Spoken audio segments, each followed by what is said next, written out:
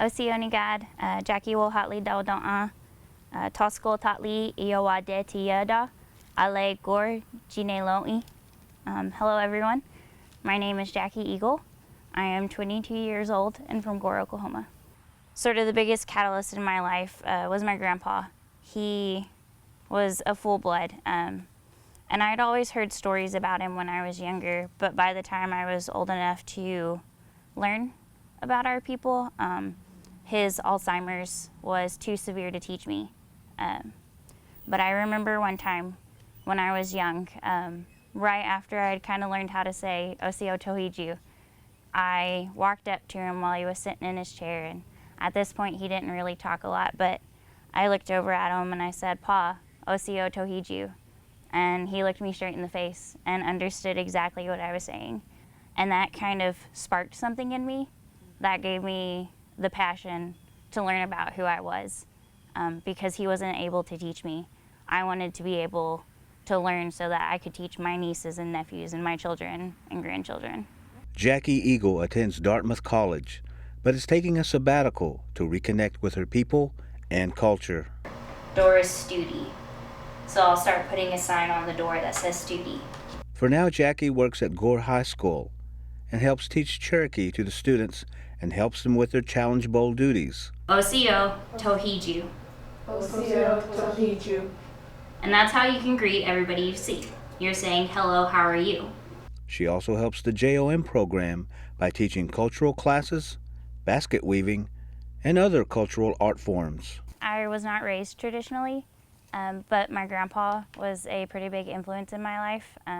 In first grade, I started to learn about the Cherokee language, and from there, I kind of had the understanding that I was Cherokee. I kind of knew all my life, but it wasn't until I was older that I started to learn more and actively pursue educating myself about who I am and our culture and our people and our history. If there's something that I might happen to know, because I've had access to brilliant teachers like Betty Frog and Lula Elk, if there's things they've taught me that it seems like it might make it a little bit easier and I can pass those on, like that's something that is really amazing, because not only do I get to pass on their teachings, but I get to show how it evolves and how it changes, but how our elders are still the ones teaching us. And I've recently started gathering hickory nuts to learn how to make kanunchi.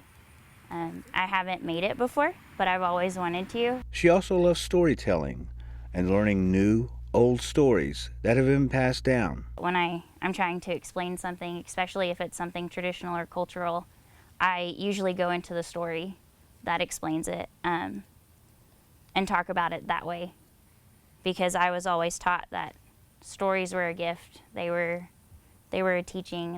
It's what we used, and it's one of our best tools in teaching our youth about our culture. I fully believe art, especially traditional art, is a very important part of our culture. So I love when I have the opportunity to teach students. I recently had one of my students come up to me at the grocery store, and he recognized who I was, and his eyes lit up, and he looked at me and he goes, "Osio!" And I looked back and I was like, "Osio Tohiju." And he was still so excited, but he was just like, "I'm not sure, I can't remember how to respond," because we had only had one practice at this time. And I was like, "That's okay." I was like, we would say Osta, and he's like, "Oh yeah." And then he went off with his parents, and seeing that excitement in somebody that like I'm helping to teach, it's amazing. I think one thing that is finally starting to be addressed, but I think we can work more on, is supporting our youth, teaching them, keeping them involved, making sure that they're doing okay in all aspects of their life, whether it be help with academics, help with mental health, which is a big issue that has started to affect not only Cherokee youth, but Native youth across the country, connecting our youth to each other.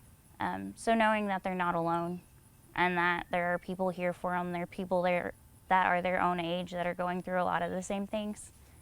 And then using sort of our traditional teachings and values to help ground them and continuing our history and our language and trying to reach to all areas of the 14 counties. Jackie loves photography and riding. She is a member of the Dartmouth Dressage Club and learned to ride English style. But I did also have the opportunity to practice with the equestrian coach, head coach, a couple times, which is really, is a lot of fun for me because I've always loved riding. I haven't necessarily had as many opportunities as I would like to ride, but it's always something I've enjoyed doing, and it's very therapeutic. For me, it's who I am. It's how I live my life.